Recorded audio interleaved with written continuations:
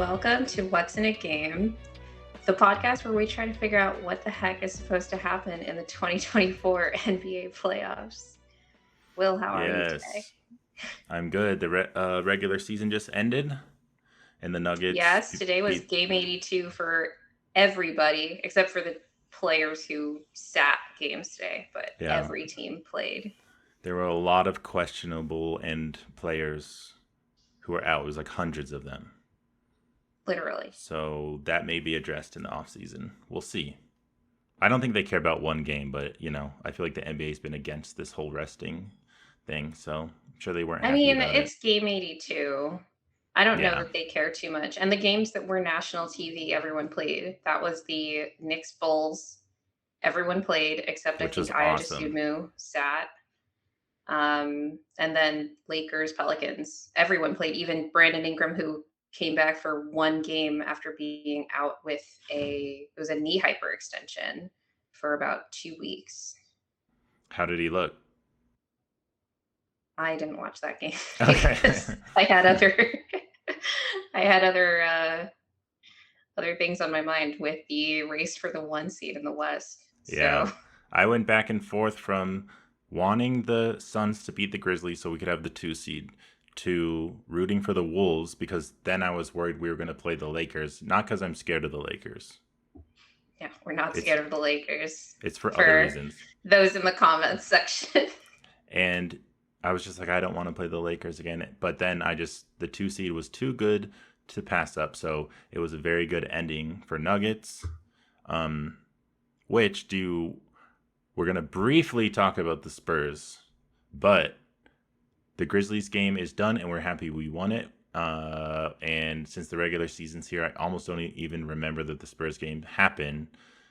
Yeah, But Wemby who yeah, God, who's oh man. Devonte Graham, the spur who hit the last second buzzer beater to put the Spurs up one after a 23-point deficit to the Nuggets the other day, which effectively tanked their hope at a one seed in the West.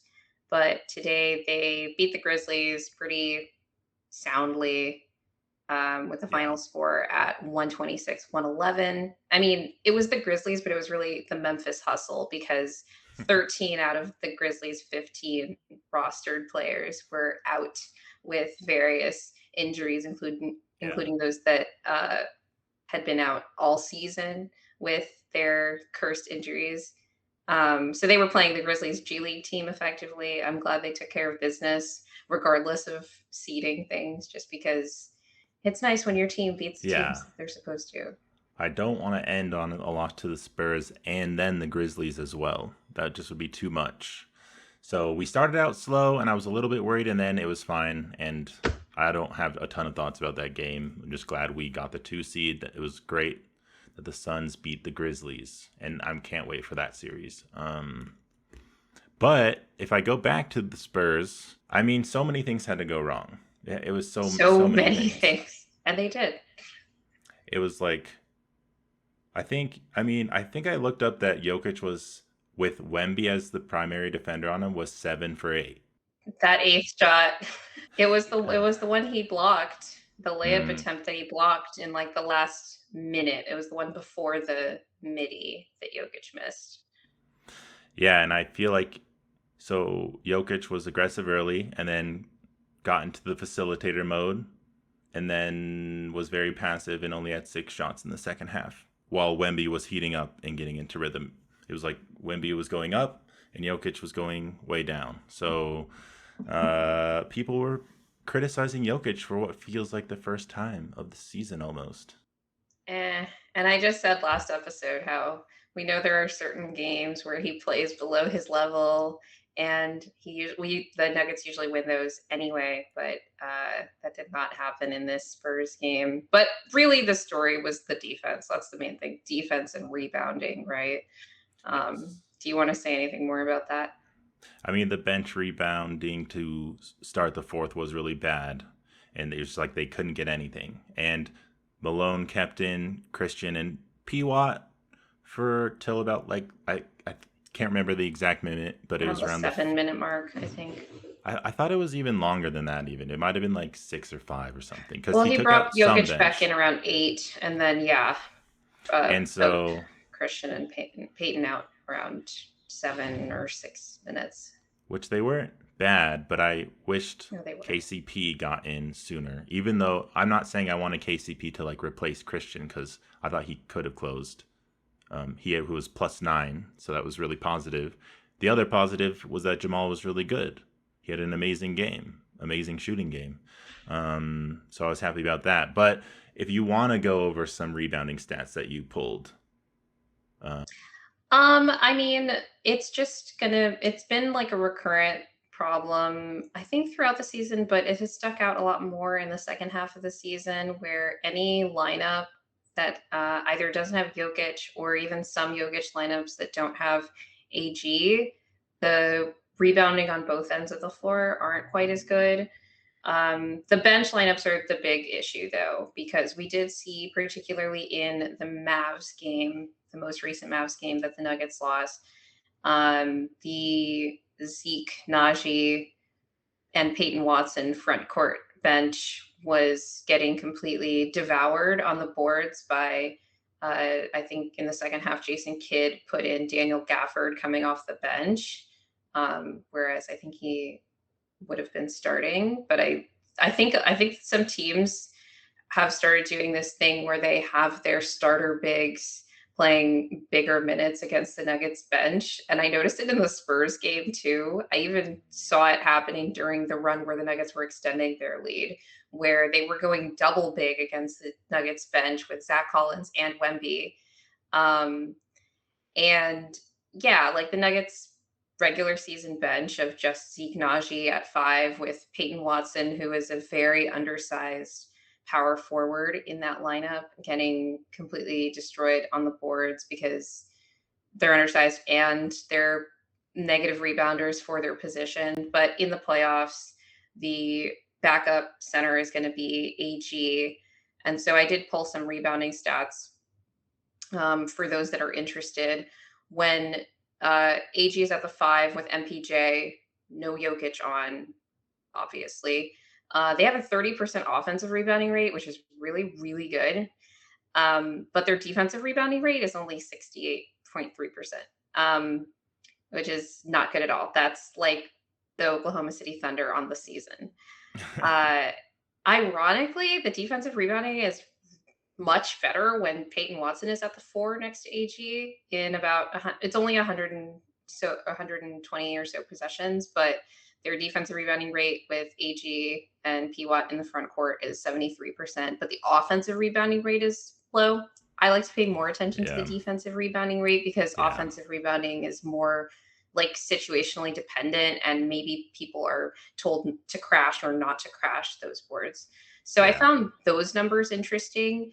I was looking into them primarily because there are two specific instances this season where I recall Malone going with a Zeke Najee plus Aaron Gordon bench where AG is at 5, where they're both kind of playing 4.5. AG is really good at boxing out, and Zeke's a good offensive rebounder. And especially with the way that the bench likes to switch everything, when one of them is switched out on the perimeter, it helps to have that other big body in on the interior, able to either help at the rim and or help on the defensive glass. And so there were so few possessions with that configuration that I don't have the rebounding numbers for it. But the two games that I recall Malone actually going to it for a couple of possessions were that Dallas Mavericks game after the Mavs had gone on a huge run where it was almost fueled entirely by offensive rebounding by Daniel Gafford and PJ Washington in those bench minutes, or Maxi Kleba sometimes. Um, and in, I believe it was the fourth game against the Warriors this season, where Malone didn't even play around with just the Zeke bench or even just the AG bench because the Warriors, ironically, for such a small team, are a team that plays really big relative to our bench in those Mhm. non-Steph minutes, non-Jokic minutes. The And so in Warriors had every such game a that strong bench. they do have a really Yeah. strong bench. In every game that we've played with against them this season, we've lost those bench minutes pretty soundly, and the starters were the ones that kind of ran away with it. But in that game, in that fourth game this season against the Warriors, Malone went to the AG and Zeke bench in the second half because I think they were getting destroyed on the boards in the first half. So in that next that bench stint between like the end of the third quarter, beginning of the fourth quarter, he had both of them out there, and they actually ended up extending the lead, and they were rebounding really well. Anecdotally, it was only Yeah. for a few possessions because it was like a couple minutes in two games this season, but it's something that I've been wanting to see throughout the season. And I have no idea how much Michael Malone is going to trust Zeke Naji in a playoff rotation, even in that kind of ancillary or supplementary role next to AG in those non Jokic minutes. But I do think that certain matchups will, even if it doesn't necessitate that, I think that it could end up being like an interesting wrinkle that I don't know if we're going to see in the postseason, but I would like to see it because I generally like when the Nuggets play bigger, particularly when Jokic isn't on the floor, because he is such a big part of how well the team is able to rebound. Um, so I don't like taking that advantage away by going super duper small in the front court in the minutes that he is off. Yeah. I would be way more comfortable with Zeke next to AG if we have to do it. But after watching the Right. No Zeke Spurs, by himself. That is yeah, of not at course. all what I'm suggesting. No, I know. Yeah, but with Grizz game today and the Spurs, Yes. uh, I mean, there was a point in the Grizz game where Malone was really frustrated at the all bench lineup. The There wasn't Grizzlies even, were scoring exclusively on offensive rebound putbacks for like 5 minutes. yeah, and It there was wasn't, everyone. It was the starters. It was the bench. No one was innocent. yeah, and so he was so pissed, and Zeke was struggling a bit, and I think that may have put the nail in his coffin for playoff rotation minutes. I would be surprised if he plays, but I But just guess put him next to AG. It would just be so much. Not even if like just make Zeke's job a little bit easier. Like Zeke switching out on the perimeter and AG can rebound. That would just be so nice, I think. yeah, But I just don't love Zeke on offense either. oh, I mean, yeah, no, So it in the doesn't. playoffs, But the whole bench sucks on offense. So yeah. like, who cares? Well, Piwat and CB, I feel like are significantly more potent Yeah, but than you never Zeke have at to this put the point. ball in Zeke's hands. Like No, he's just but there. at He least, could just offensive rebound. yeah. But I think Piwat and CB spotting up is going to be better than Zeke standing there or spotting up because I don't trust him to hit Oh a yeah. three at this point either. But Or dribble. yeah, Yeah. and we're going to talk about that coming up in playoff matchups and dynamics because it's reminding me of weighing offense versus defense and those like trade offs and matchups. So, do you want to look at the standings now that the season has ended officially? Oh my gosh, yes, this is what we've all been waiting for the past week. Is figuring out where everyone would end up. So, here it is. It's finally done. Thunder actually ended up in the 1 seed in the West, which is amazing for them. Congrats. Uh, the Nuggets don't end up falling to 3. They get the 2 seed. And that leaves the play in the West to be the Pelicans versus the Lakers in the 7 and 8. And the Kings are playing the Warriors in the 9-10 game. Over East, we have Sixers and Heat in the 7-8, and the Bulls in the 9 and 10 play-in game. What are you excited for just looking at this initially? Well, I just wanted to comment on overall this last day, this game 82 of regular season basketball, because I think at the beginning of the day, 15 of 20 seeds were still in flux across the two conferences. That's seeds that are playoff related. Obviously, there's some shenanigans going on with the tanking teams, but 15 out of the 20 teams that you see here were still in flux with respect to their seeding. Um, I wanted to thank the Knicks and the Bulls for giving us a real Yeah. thriller. The only game that Uh, was interesting. The rest were huge blowouts in the early window. Actually, that's very true. So Knicks and Bulls went to OT, and it was the Bulls' 11th overtime game of the season, which leads the league by far. Um, and yeah, I just wanted to give a shout out in general to the Chicago Bulls. A lot of people, um, especially Bulls fans, understandably, hate how mid this team is and has been. But throughout this particular season, I think they have made a lot of games close that shouldn't have been close, and then pulled off crazy upsets in the clutch. Part of the reason that I think DeMar DeRozan is the favorite for clutch player of the year, although he did miss an opportunity for a game winner against the Knicks today. And then the Yeah. Knicks, like they didn't need to win this game to get a top 3 seed to be out of Boston's bracket, but the win did solidify them as the 2nd seed. So now they are waiting for the outcome of the 7-8 play in between Miami and Philadelphia. But the Knicks just always bring it. Like, you know what you're getting on a night to night basis when you watch the New York Knicks, whether it is pretty, which it basically never is, or ugly. They are playing uh, the kind of basketball that lots of people will enjoy if they enjoy a rock fight basketball. Hmm. Even in game 82 against the Chicago Bulls, when they don't need it to be a top seed. And Jalen Brunson is a big part of a big reason that they're able to stay so consistent, particularly on the offensive end, because they are a good defensive team. But man, those games get really ugly offensively when there's just the one guy on the floor who can create. And yet, Jalen Brunson has been able to float that 33rd overall pick in his draft in, I believe, 2018. And I think he's going to get some MVP votes this year. I don't think he's going to win, but I think Yeah. he is definitely going to garner some fifth and maybe fourth place Yeah. votes on uh, regular season MVP ballots, because he has floated a team that has had, I think, I would give them top or bottom 3, I guess, injury luck this season. You put obviously the Memphis Grizzlies in there and the Yeah. The Sixers. Sixers. But Poor Sixers. the Knicks are a 2 seed right now, despite missing Yeah.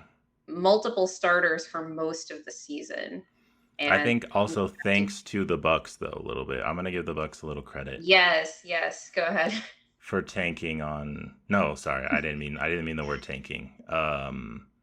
Yeah. Oh, yeah. Giannis got hurt, I guess. So Yes, Giannis yes. got hurt, and the Bucks got run out of the gym by the Orlando Magic. Thankfully, I think the Bucks were trying to win that game. To be clear, because Yeah, they were that was ahead the game I early. was watching this morning.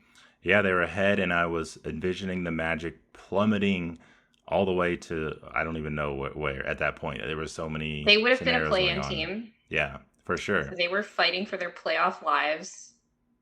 But they did it, and I think people were debating during the game. Like Stephen A. Smith was coming on the next game, like, well, I would rather have home court, so let's try to get the 2 seed. And but he liked the Pacers matchup at 3 if it held. The Knicks at all right, so the Pacers at 6, Knicks at 3.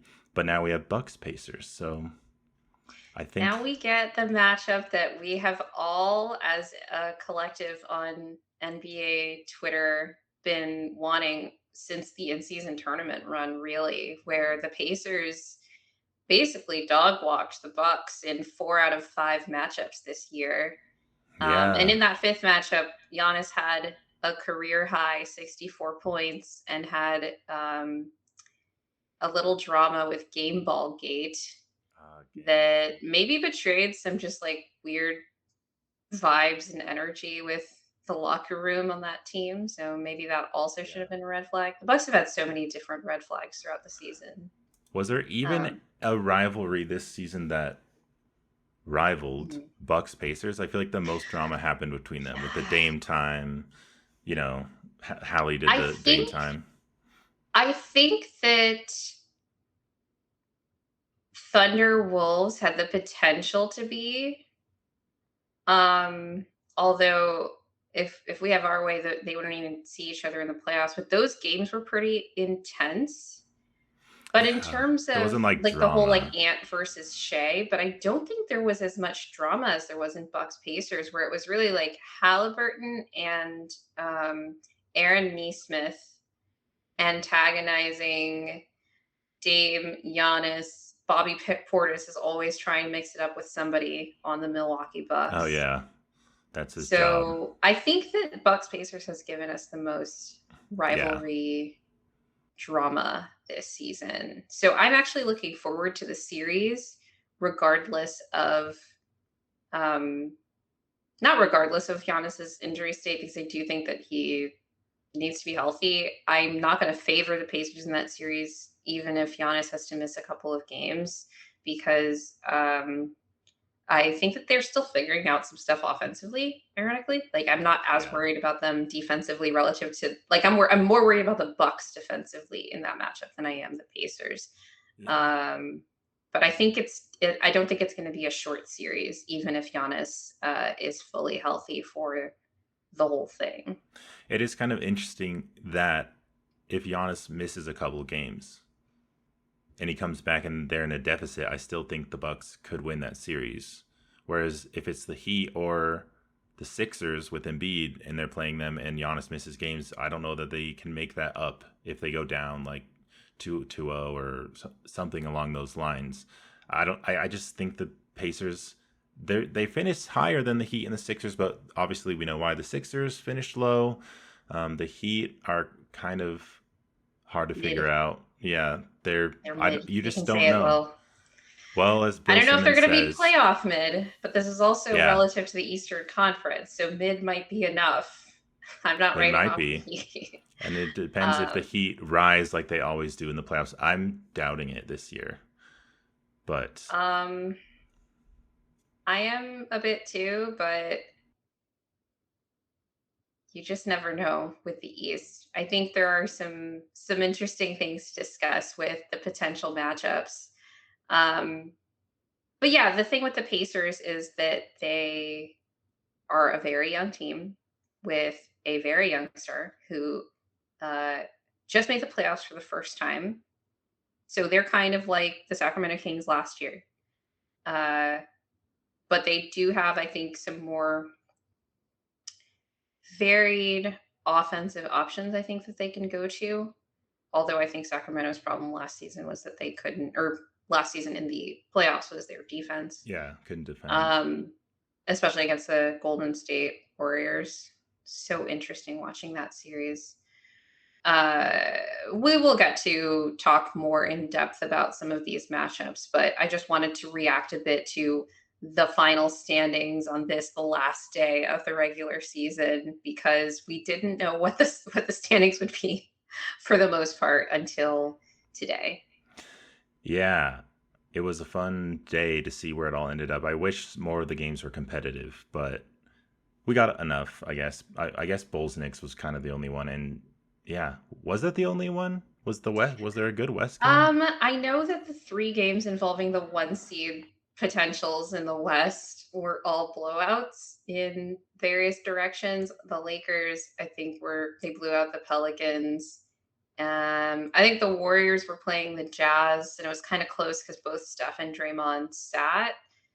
But yeah, there Yeah, were a lot of it was a little blowouts today close. because a lot of people were sitting, and when you're playing a bad team, they're sitting their good players too. So a lot of G Leaguers getting their NBA time Yeah, today. I was saying that these players are still NBA players who love to play. And so it's the last game of the season.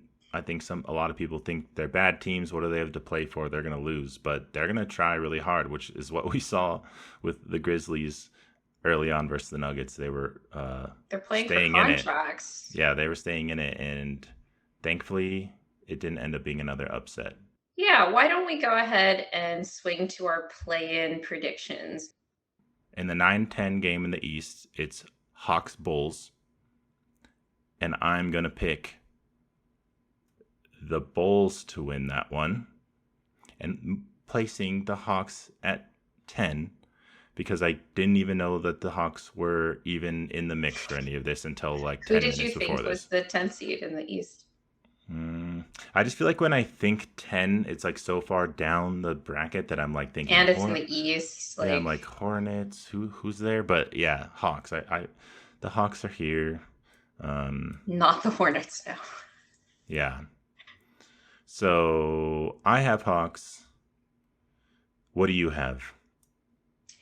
I also have the Hawks because I think if the Bulls are able to keep it close, they are a better clutch execution team. They've been like one of the best clutch execution teams actually on both ends of the floor this Yeah. season, which is how they rescued themselves from something like a 4-14 start to the season before a few weeks later Zach LaVine got injured and then they started going on a run. Yeah, I really wanted the Bulls to make some trades just because I like a lot of players on their team, but they But just did you haven't had the want the success. Warriors to get Alex Caruso?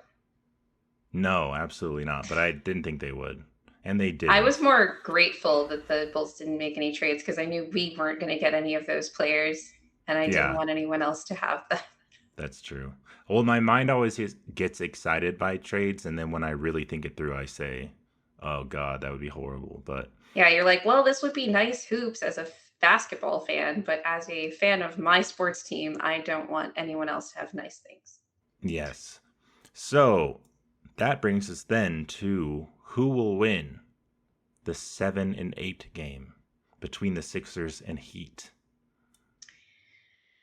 I have the Sixers winning the 7-8 game. I think that Joel is going to have enough time to recuperate, to be able to at least be conditioned enough to play the Heat well for one game. And while I am not writing off the Heat season, even though it sounds like it, since I have them playing, uh, yeah, losing this game. They have not been good I offensively this know. season. And one of the things they really do struggle with is size on the interior. Yeah. Offensively, none of them are really great finishing around the rim. And Jimmy's mid range touch hasn't been quite there this season. Yeah, Bam is getting not a as lot good more as last season. touches. Yeah. Bam is getting a lot more touches. And I'm not sure if part of that is so that to maybe discourage teams from funneling the ball into his hands, but he hasn't been efficient enough in any way for me to uh, see other teams changing their strategy against the Heat in that sense. And Duncan Robinson has been out a couple games with some back spasms, and he is really like their X Factor. best offensive player on a lot of nights, unfortunately, and second Yeah. best offensive player when Jimmy can kind of get it on, I can't get believe going. how good he's kind of been this year because there were times where people Yeah. were writing him off completely, but he definitely has had a bit of a resurgence.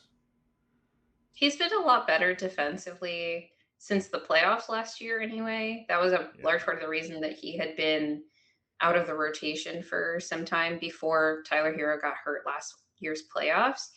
But the shooting was great, and he has developed as a playmaker. And his two-man game with Bam really opened up a lot of things for the Heat that haven't really been there since Terry Rozier kind of took over at that lead guard spot. They're still figuring out kinks with the Rozier Tyler Hero backcourt, and I'm not even talking defensively, just offensively. I don't really know what's going on with that team. who knows?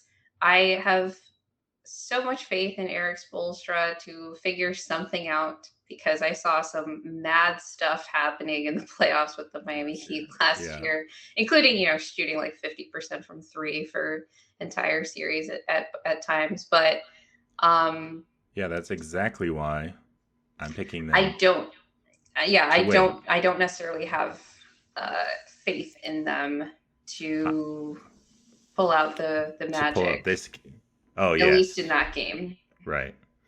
But for the purposes of this playing game, I will pick the Heat and just trust Spo and Jimmy Butler going crazy. All your points that you said about Heat and Sixers were measured and logical, and I love them.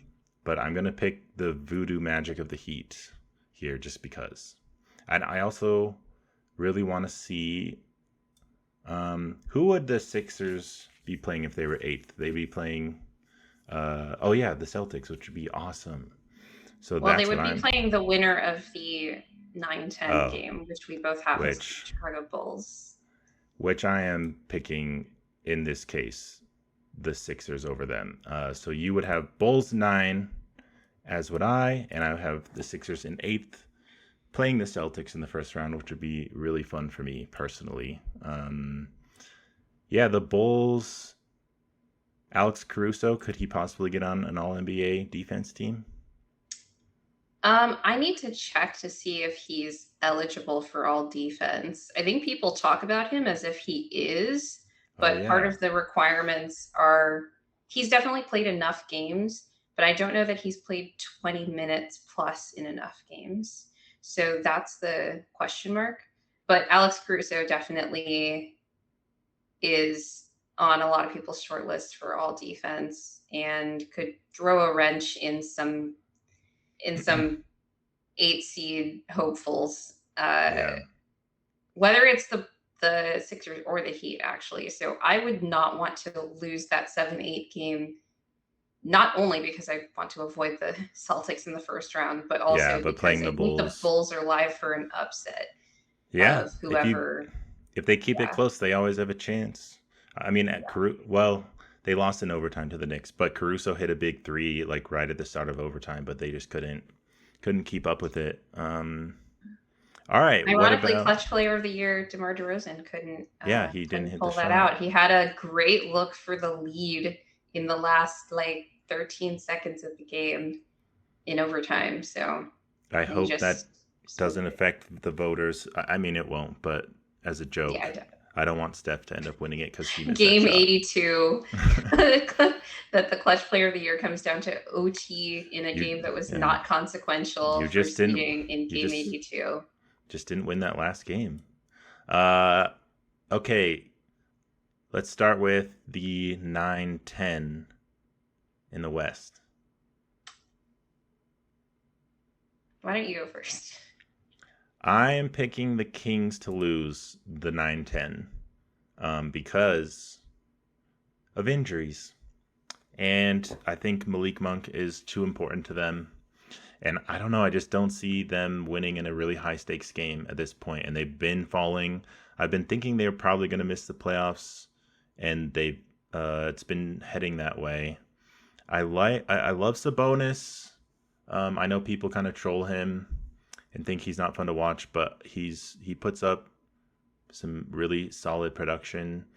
I think he could. I mean, he's like potential All NBA. Like he could be All NBA third team, maybe. So, but I just don't think I think it's. he's going to get a couple of well, they're the 10 seed now, so I don't know how many MVP votes he would get, but I think that he would be worthy of them if they hadn't like lost that last game to Phoenix, because then they'd be like a 7-8 kind of team instead of a 10 seed. I could see him getting like a fifth place vote or two Yeah, for like MVP, well, but that'd be crazy, but cool for him. But I just think the Warriors they're playing a little better. I mean, they're not like amazing, but in a one game playing with Steph and they have all their players, and the Kings don't. I have to take the Warriors to win that. How about you? I completely agree with everything you just said. I think that the Kings are running on fumes at the moment.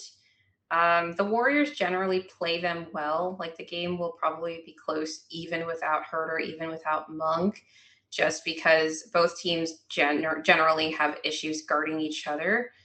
Um, but I, as much as I ragged on the Warriors' late game execution in our last episode, I think the Kings really, really struggle to value possessions in those high leverage situations, in particular, closing out quarters and also closing out games. Um, and I think that even though the Warriors struggle to, say, score, I think they value those possessions more. Like they try to get a good shot, try to make something um, high value happen. And they have a little bit more diversity in their attack, particularly since the Kings are missing Herter and Monk. So I'm going to go advantage Warriors Yeah. in this game. I mean, we did have 7 games of this matchup last season, Yep. and we saw it all. And I think without Monk and Herter, it's just as close as it was in that series. I think the Warriors just have, they have the edge here. So I'm going with Warriors, but in the 7-8 game, do you have Lakers or Pelicans? I'm going to go with the Lakers here. The only reason that I think the Lakers wouldn't beat the Pelicans in the 7-8 game is if they were intentionally tanking to get out of Denver's bracket. Which, if Um, any Lakers are listening to this, please consider it for if my anything, sake. I don't think they will. I don't. I think the Lakers are. yeah. I think LeBron's like, give me the Nuggets now. Like, I don't care. Like, let's just see it. Like, I'd rather do it I don't now know that than. LeBron's like, give me the Nuggets now. He just started a podcast a few weeks ago because I think he thought their season was cooked. That's what I'm saying. He's I like, let me see it now, and I can go home early and do my podcast. no right. You know. But No, that's a good point. and if they win, then he'll just then they can go on and make their run. I just But had a thought that he maybe wants to play the Nuggets soon and get swept again so that the Lakers will fire Darvin Ham. So they that wouldn't listen to him earlier in the season and his sad boy moping about his coach, but maybe they would if the team got embarrassed in the first round. that may be too devious for LeBron. Like, I know LeBron's a little passive. Too devious for LeBron Yeah, James. too devious. To lose a playoff series to get, like, he can just get him fired in the offseason if he wants, I think. Or he's not going to tank the series, but he's going to get into the series that is least favorable. The least favorable series. I think he cares too much about his legacy to like mess around with that just to get someone fired. But yeah, I guess people may argue, the LeBron haters, that he's already done that. But I also have the Lakers winning that game, as much as I don't want a Nuggets Lakers rematch, just because I don't know. I just want to see something new. I just want to see something fresh. That story's played out. We will get to that specific matchup later, but that means we have Warriors and Pelicans now for the 8th seed, which I think this is the toughest choice of this whole thing for me. I think it is. I will say, I think the Pelicans should win this game, but I think if it comes down to this matchup for the 8th seed, that the Warriors will win this game because of the same issue that the Pelicans have compared to the Kings, where although I think that the Pelicans try to value possessions, but they end up not doing that. I think their offense goes through some really stagnant portions. The Warriors have nothing for Zion and probably nothing for Brandon Ingram now that he's back. But I don't think that the Pelicans execute well down the stretch. So if the Warriors can keep it close, they can really turn the heat up on New Orleans and force some mistakes and get out and do it. And we've seen the Pelicans go on some really strong runs throughout the season, but we've also seen them crumble in some big spots, the most notable of which was the IST game in the semifinals against the Lakers. that was kind of a turning point for their season because they started playing really well after that, but they got blown out by like 40 some points Yeah.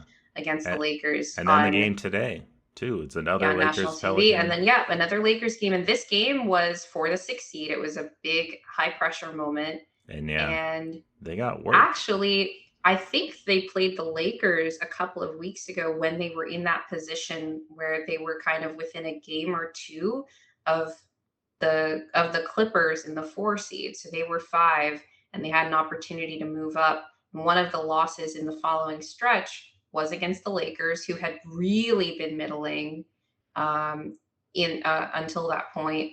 And I don't remember which it was, but the Lakers were missing either LeBron or AD in that game.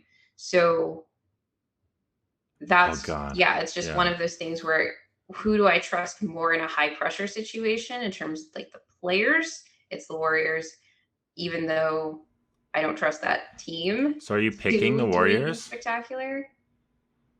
Picking the I'm gonna Warriors to pick the the eighth? Warriors. I'm gonna pick the Whoa. Warriors. Okay. I'm gonna pick, yeah. I am going to pick Pelicans because I cannot pick the Warriors.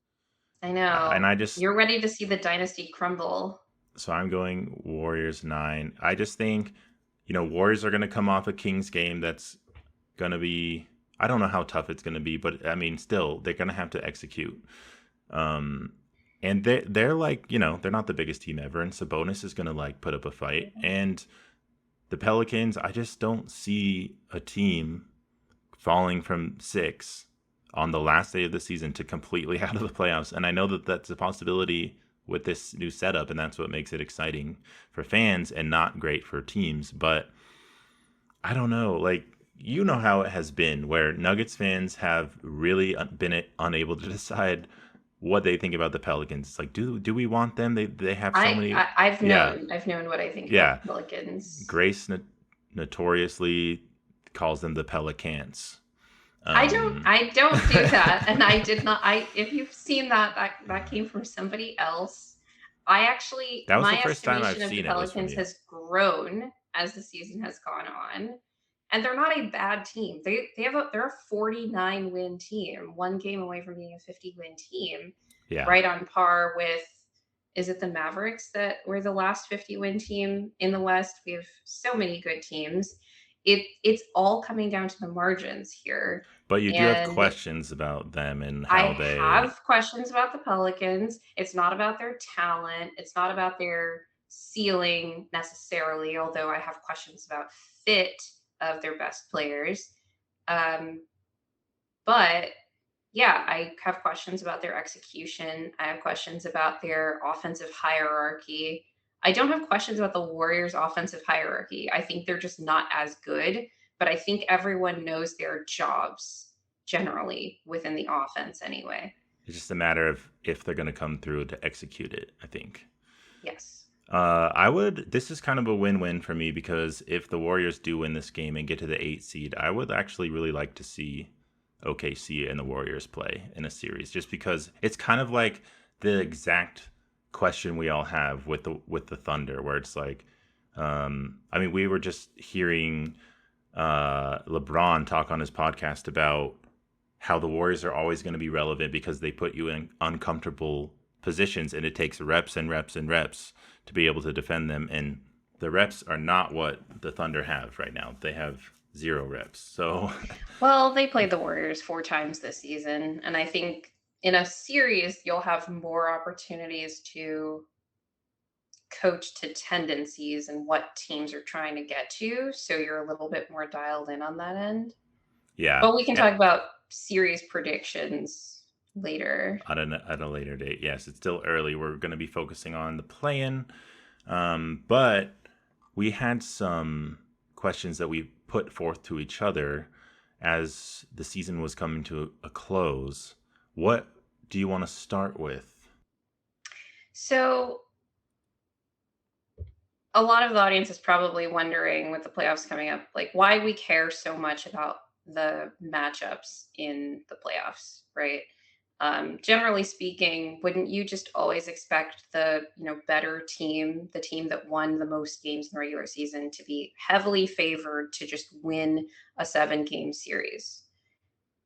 Do you want to answer that, Will? Yeah, so it is an interesting question. But as we were just saying, we were talking about the Heat a lot. That What was did they do last year, Will? they went As the eighth and seed. they made it to all the way to the finals. And I couldn't have been happier about it at the time. But Same. Miami, they just brought up so many questions in that run, or just so many points and concepts where, people were like, is the shooting fluky? Is this real? Like, they had to have this amazing 3-point shooting explosion to make it all the At way. least for one series. Yeah, but they did it against the Sixers and the Bucks. They played the Yeah, the Bucks, Bucks and and then they the played the Celtics. Knicks, and that was an ugly series for both teams. Yeah, but they also played the And Celtics. then the Celtics, yeah, they did shoot well against the Celtics. Yeah, the games they didn't shoot well, they lost. The games they shot well, they did really well. So Heat fans were hoping it was going to continue in the finals, but it's not all about shooting variance and luck. Obviously, it's basketball is more complicated than this.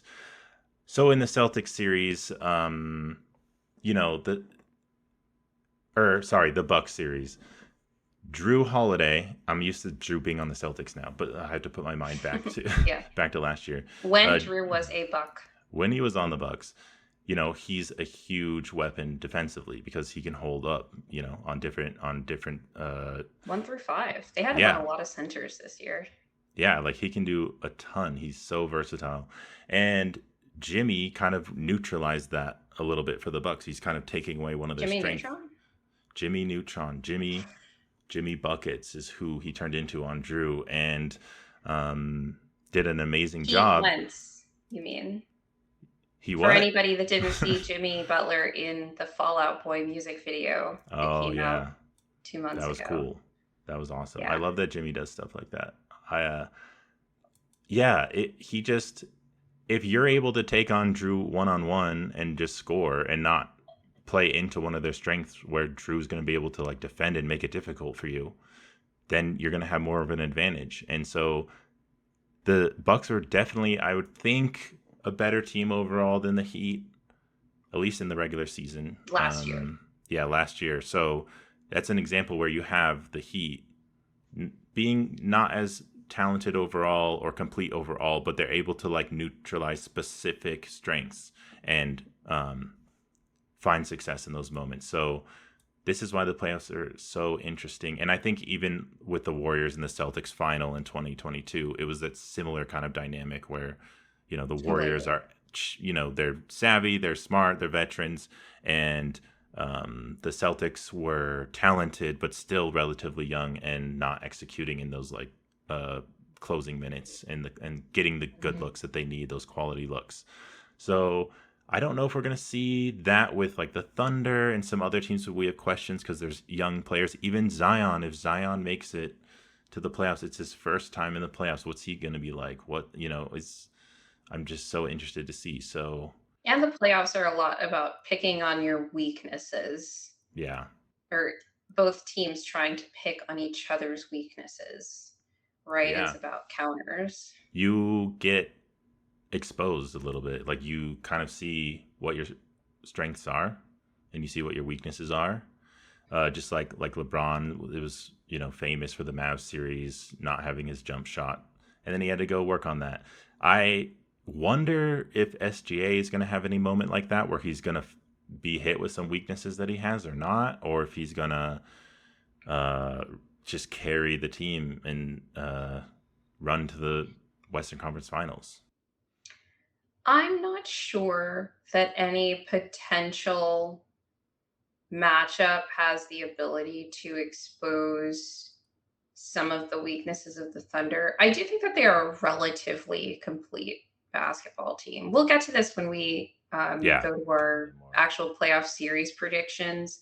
But I think the Thunder getting the 1 seed here was really good because it eliminated them from the brackets of a lot of teams that really could have picked on their size, at least in the first round.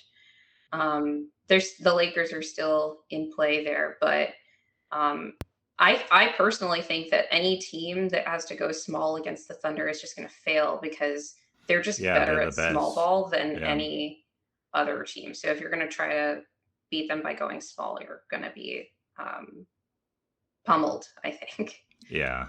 There's that like overall perception of each matchup going into the playoffs where it's like Lakers are big and Thunder are kind of small, but it's comes down to a lot more details than that. Like Yeah.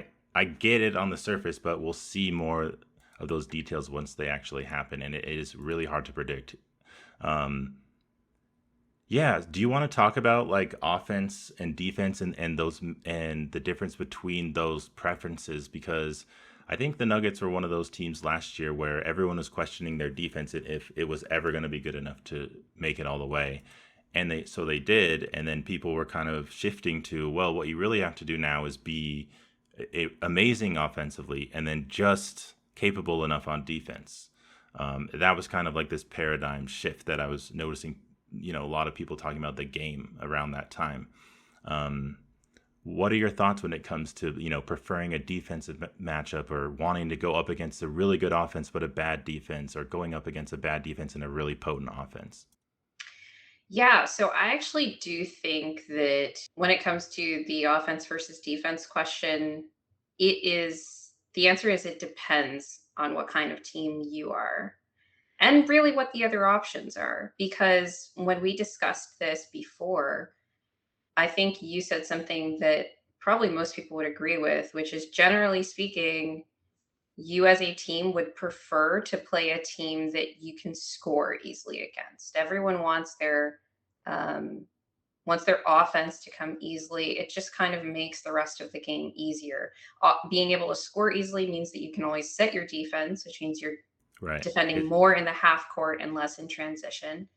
Yep. And you just don't have to worry about how you're going to organize your offense necessarily to keep up with the other team.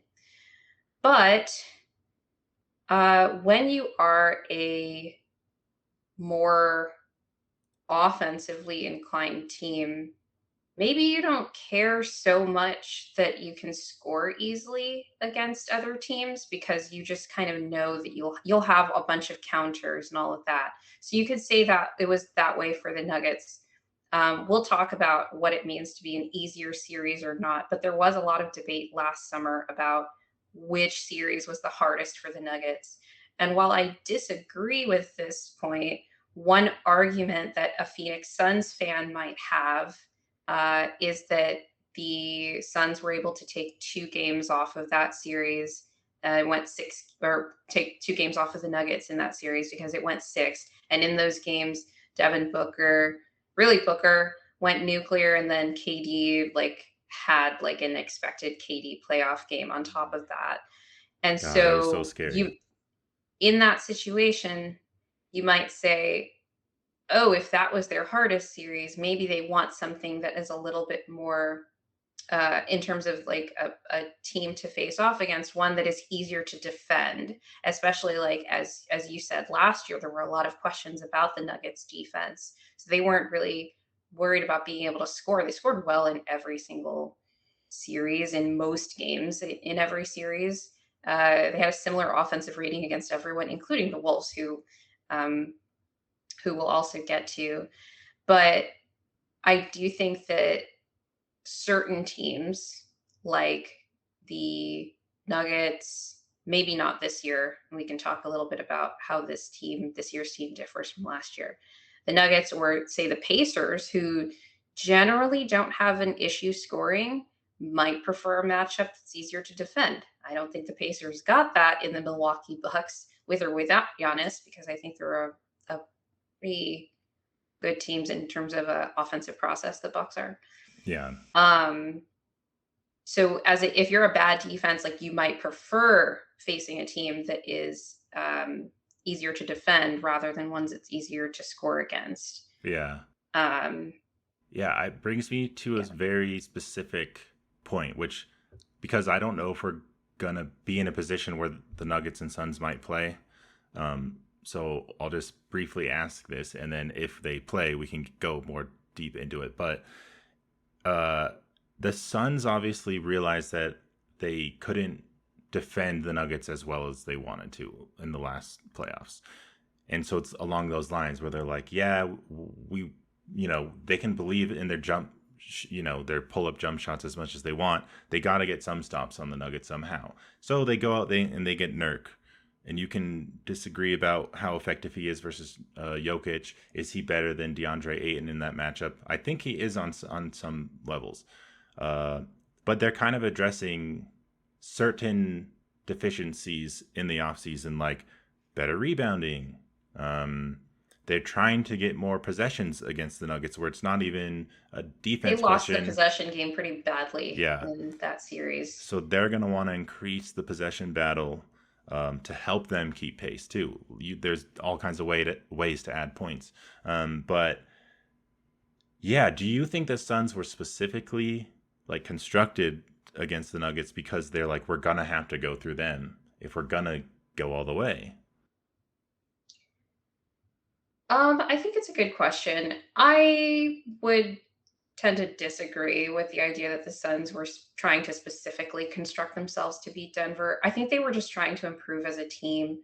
I'm not even sure that they would have traded DeAndre Ayton last summer if he hadn't wanted out. There was a lot of kind of weird tension going on behind the scenes, and there had been for a couple of years with Aiton. And so they traded him to Portland, it seems like, because he wasn't going to be a fit with the locker room. I think personally that Nurk is generally a better offensive fit with the Suns because he is like a better hub and he has better roll gravity than Aiton did. Aiton wasn't a center that would roll hard when he was running pick and roll with whether it was Booker or when they had Chris Paul last year. He really liked to pop into that mid range area and sometimes he was efficient there and other times he wasn't. It doesn't matter because a layup is going to be more efficient than any of those middies that he liked to take.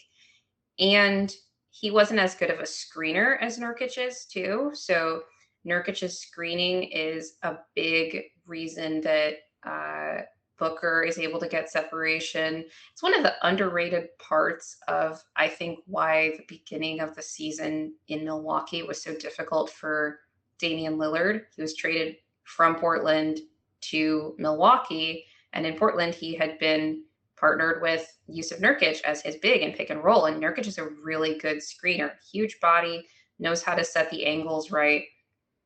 And he's just like a smart offensive player as well, both on and off the ball. He has his limitations, and we'll get to that if a Sun series ever really comes up. But I think in terms of the Nurkic deal, it was more about just improving the team overall and less about matching up with the Nuggets.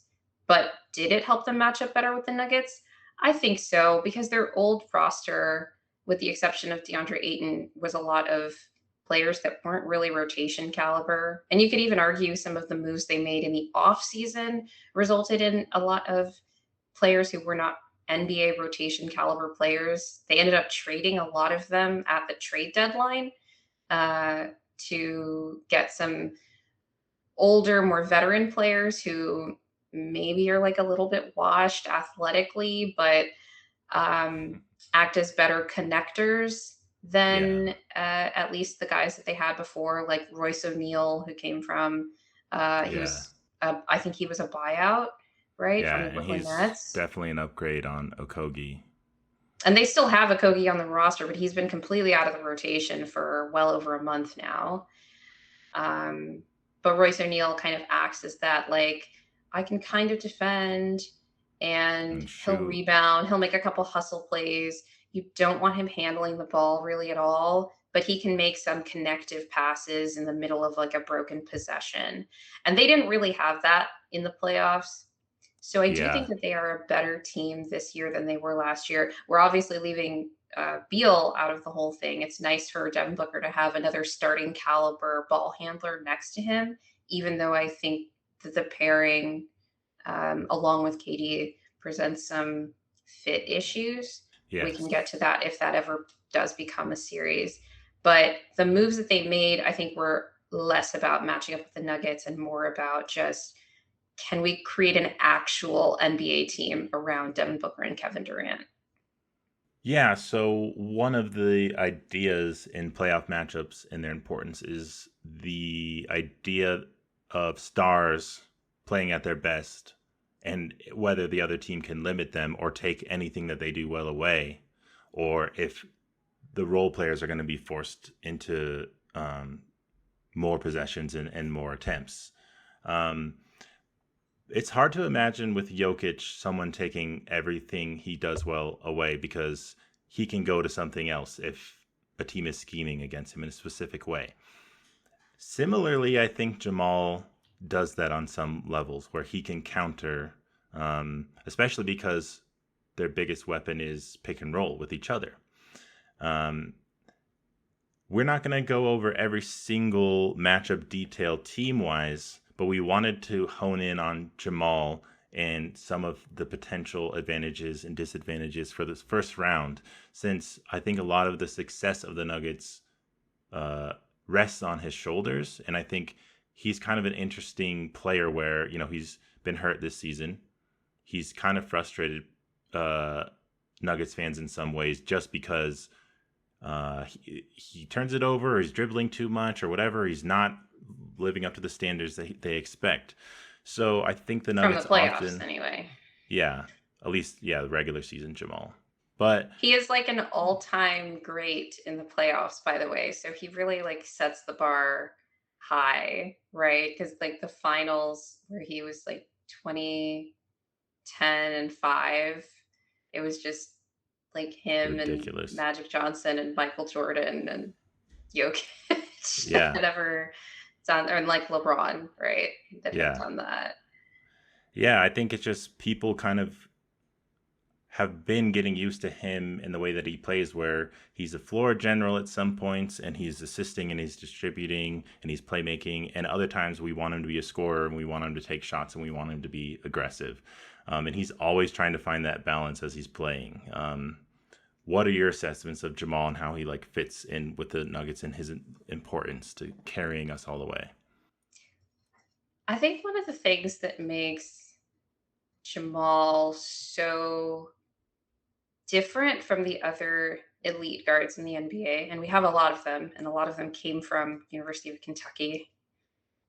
All of the NBA teams need to just hire Kentucky Yeah, scouts because they'll yeah, find you a top 20 player in the form of a guard that can just create offense for you for some reason yeah, every time. Is that Jamal is a counter puncher. He, unlike most of the other elite guards that you might just put them above him, at least in a regular season context, is that he doesn't necessarily have one or two sort of go to impose my will on the game moves, right? Harden had his step back three. Steph is running all over the place off the ball to get to his threes from everywhere, right? And when he was younger, he was getting to the rim a lot too. SGA has that step back in the mid range. So he has that like snatch back, like really nasty move that's really hard to defend. And it's not like Jamal isn't like a high level at any one of those things. He does a lot of them well, actually, but not yeah, quite any one at an elite level. I would say that if you had to pick one go to move that Jamal tries to impose his will on the game, is he uses his size a lot in the post, a lot more than really any other guard that I see in the NBA. yeah. Um, Underrated in that aspect. yes, but he doesn't have that like first strike kind of move. I think that one of the things that does change between the regular season and the playoffs is that he might hunt his 3-point shot more. He's great from the mid range too, but it's not like SGA where you know exactly what he's trying to get to every time. You still can't stop it. Jamal is constantly reading not just how the team is being defended, but how he's being defended. And he has this like very fluid quality to his game to where you can't necessarily guess what he's going to do on any given possession. Even when you know he's trying to score, you don't know what he's trying to get to. And I think that that lends itself to not just inconsistency in the regular season, but I think inconsistency in the level of aggression. A lot of people who are Nuggets fans also point to the fact that he plays with Jokic. They play within this team system, and he doesn't try to force things for the most part. I think he had a couple of games earlier in the season where he did that, but I haven't really seen it too much this season where I'm annoyed at him for dribbling the air out of the ball too much, right? Yeah. Um, but the other reason that he isn't as aggressive is that I think part of what he's doing is trying to read how he is being defended. He's not always bending the defense. He's more reacting to small moves and mistakes that the defense or individual defender is making. And like you said, he has a lot of different responsibilities compared to some of these other guards. I would say that probably uh, Fox and Maxi are the closest comps in terms of the responsibility they have on the floor, both as the primary ball handler, primary playmaker in terms of being the floor general, and being, at least in the playoffs, not as much in the regular season, being the sort of 1B offensive option for scoring purposes as well. He carried over the leap that he made or demonstrated that he'd made in playmaking from the playoffs last year into this season. He's averaging a career high in assists. He's really good at creating all kinds of angles for getting Jokic the ball more than anybody, but he's also finding other guys on the floor, both in transition and in the half court, more than he had at other points in his career. So he has both his combo guard scorer mode, and he also can go into this point guard mode. And it's been really an interesting season to see the points in different games where that switch has flipped. I do think I just wanted to talk about the 18-point comeback that they had against the Warriors. Really started when Jamal went into floor general point guard mode in that fourth quarter. And not that he wasn't necessarily having issues scoring, but the way that the team was operating, the best way to get the best shots every time with the way the Warriors were defending was for Jamal to be in point guard mode. And so I think Jokic was obviously also involved, but he assisted on maybe half the buckets that they made during that comeback that ended with the Jokic game winner. Yeah. And speaking of that, we want to go into some specific, just little matchup details with the possible first round matchups that the Nuggets have, which are Lakers and Pelicans, obviously. So we wanted to start with the Pelicans. Obviously, they have CJ McCollum, they have Dyson Daniels, and Herb Jones, who is he going to be guarding Jamal all the time? Probably I not. don't think they're going to have her Jamal a lot because that would necessitate either CJ sitting on the bench or putting CJ on AG or MPJ, which I don't think is a good idea, both for rebounding purposes and like AG is just going to post CJ up if Yeah. and take advantage of that mismatch if that's what the Pelicans try to do.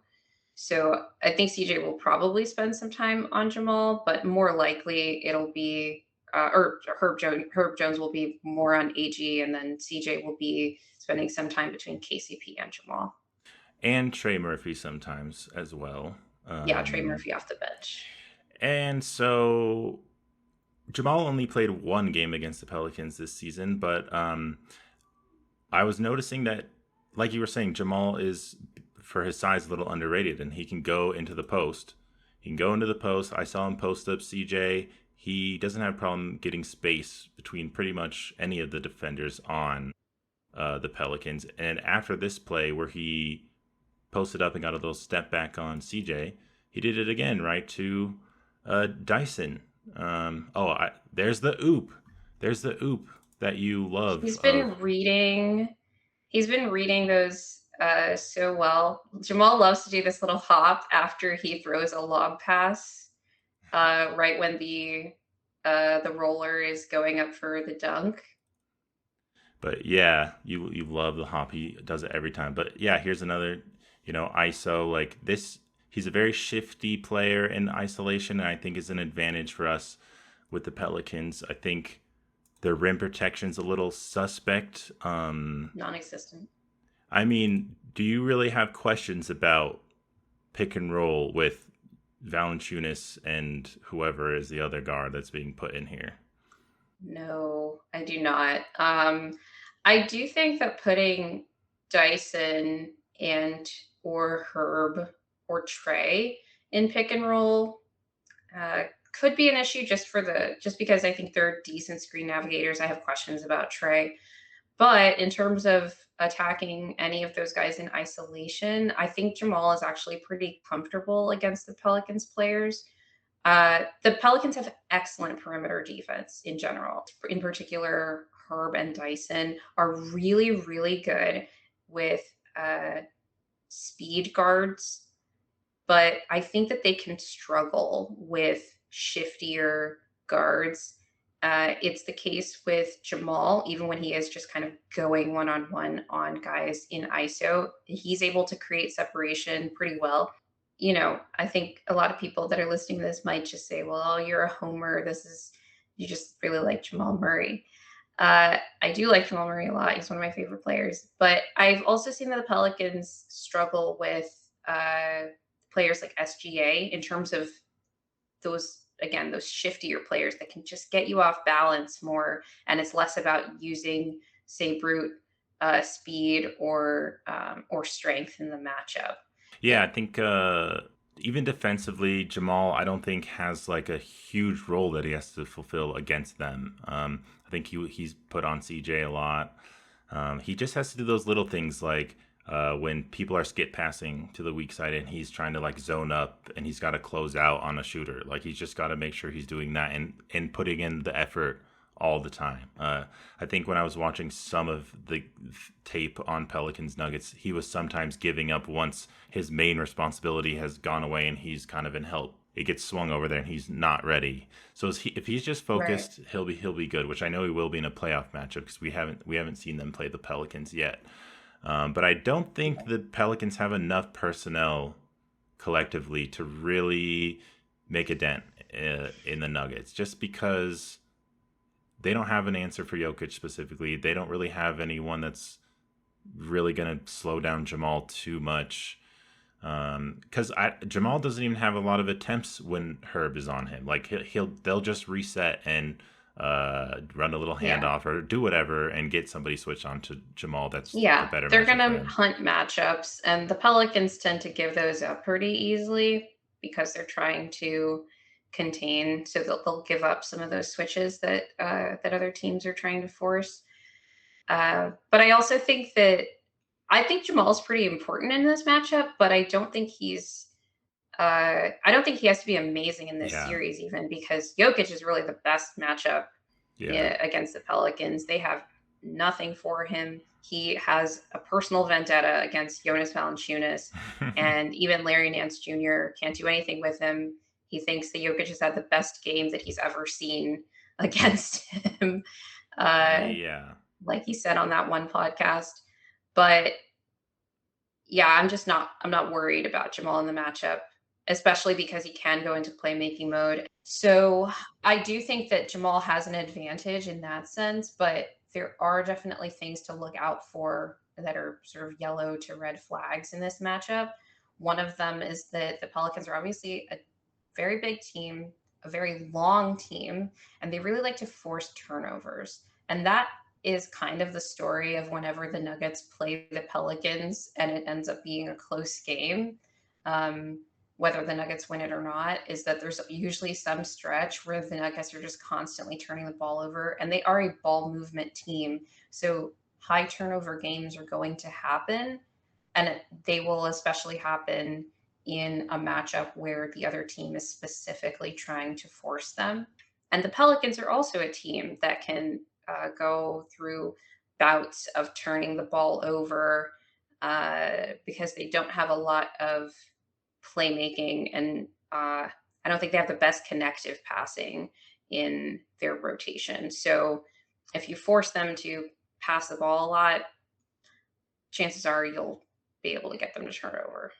If Murray was cooking the Lakers in the playoffs and throughout the regular season, as we've seen, and they have AD, who's better pick and roll defender than Valanciunas, because what I was seeing with Valanciunas and his footwork being really slow and drop against Murray, like, I mean, we can kind of shift to the Lakers right now because we're going to also talk about that because it kind of relates. Where when AD was in the Western Conference Finals trying to guard the pocket pass on the pick and roll with Jokic and Murray just goes up into a shot. So it's like, okay, you're taking that away. I'm just going to shoot.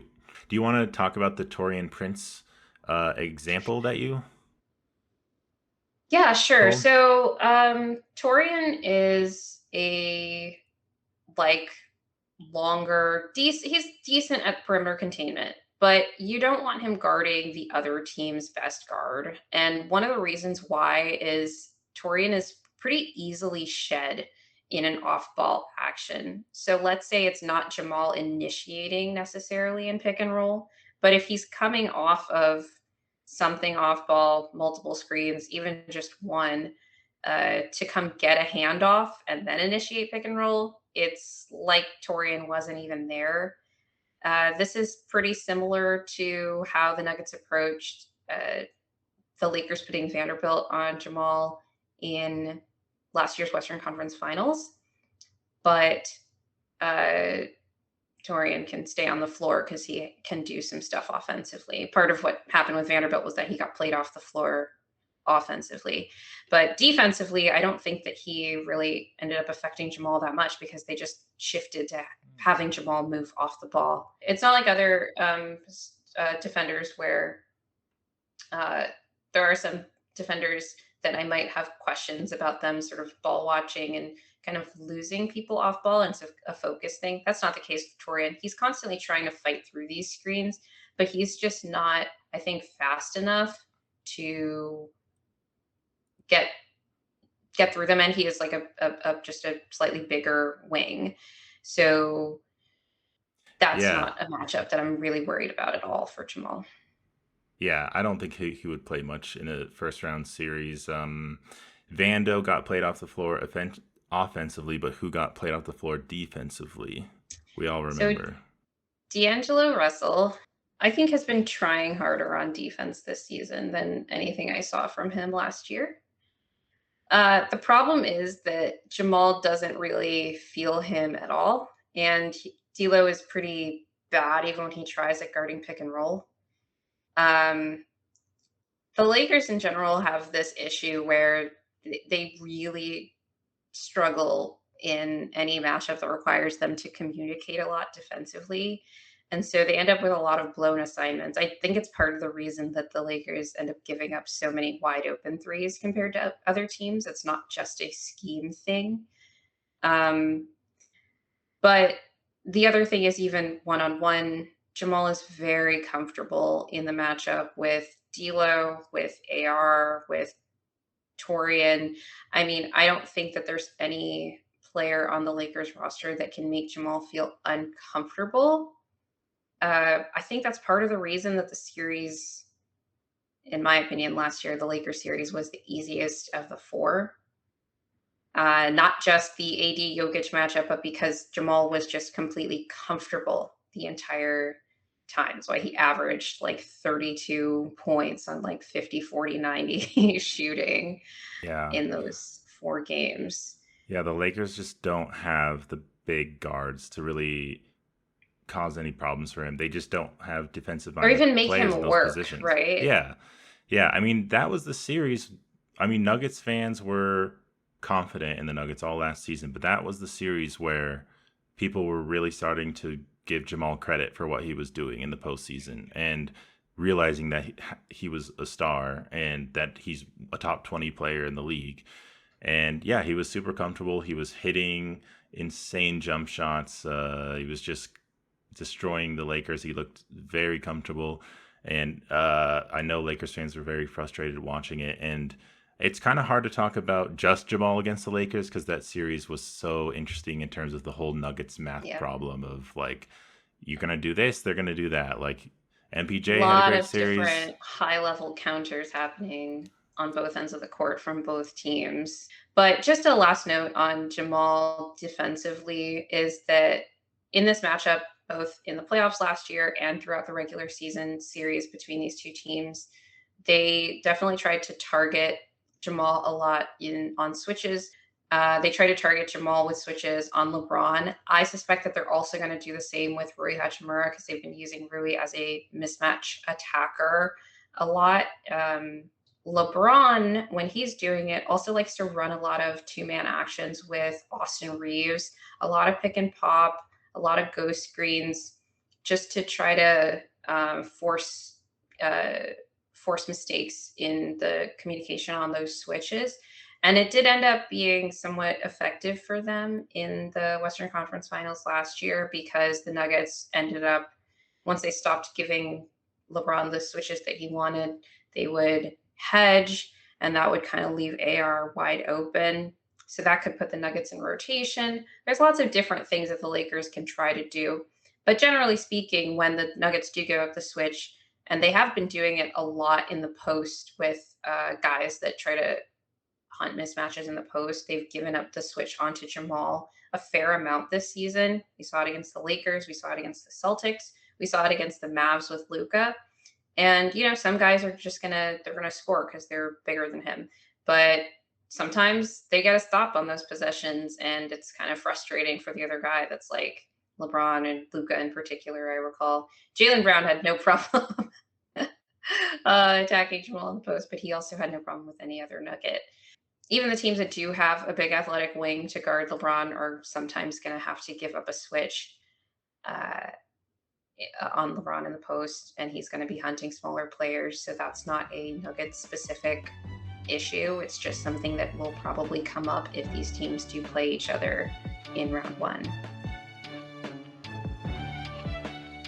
So our last segment is the shot clock violation segment. I'm going to ask Will a question, and I'll ask you the same thing. So in this one, we're each going to pick a conference, and I'm going to time Will for 24 seconds and feed him team names, and he's going to give me 1 to 3 words on each team's playoff weaknesses. And you're allowed to give me 1 pass, but at the end of the 24 seconds, I'll just count up the number of 1 point per team, and I'll count up your points. All right. Are you ready? I don't know what to say for the Nuggets. They don't have any weaknesses. Okay, well, so I guess you picked the Western Conference then. Yes, please. All right, I'm going to start the timer, and then I'll give you the first one. And go. Nuggets. Defense falling apart. Thunder. Size rebounding questions. Wolves. Offense isn't good. Clippers. Oh man, defense Time. is off. Oh my god. 24 seconds. The shot clock is short. People say, 5 seconds is a long time in basketball, but after that, I now disagree. How do those guys get a shot off in 24 It feels like an eternity. I feel like that was like 3 seconds. Okay. And I had okay. Now I'm going to switch so it up You and got 3 points. You got the Nuggets, Center, and Wolves. I found it interesting that you gave me 3 words each. You didn't have to give me 3. Okay. I thought I had to give 3 words. No, I said 1 to 3 words. Oh, I just wanted to be really, thorough. I wanted to give people a lot to think about with 3 words. Okay. You have a lot to think about. Yeah. All right. Now I'm going to give you the East. In 3, 2, 1, start. Celtics. Late game execution. Knicks. Offense. Bucks. Transition defense. Cavs. Rebounding. Magic. Offense. Pacers. Two-man game. And time right before the buzzer. I let you go a little bit over, but Oh, I okay. think the ball was released after, He claims so he it let me counts. win, even though I was 3 teams ahead of him. The But ball was released after the shot clock, so you're good. Yeah, you all crushed me in right. that. Well, if I was giving one-word answers, I would have just Yeah, cruised you through it. made it harder on yourself for no reason. The game is the game. I was ambitious. Well, that concludes our second episode of the What's in a Game podcast with Will and Grace. Thank you for listening, and hopefully you stuck around long enough or found this interesting. Please, if you're watching on YouTube, like and subscribe. If you're listening on Spotify or other podcast platforms, leave a rating if you wish. We really appreciate everyone and the support from our first episode. It was really awesome to see. We hope that you'll stick around and continue with us as we go into the playoffs. It should be really interesting. Yes, look out for our next episode after the conclusion of the play-in. Yes, we'll talk more about playoffs and reacting to the teams that made it into the playoffs. So until next time, NBA fans and Nuggets fans, have a good one.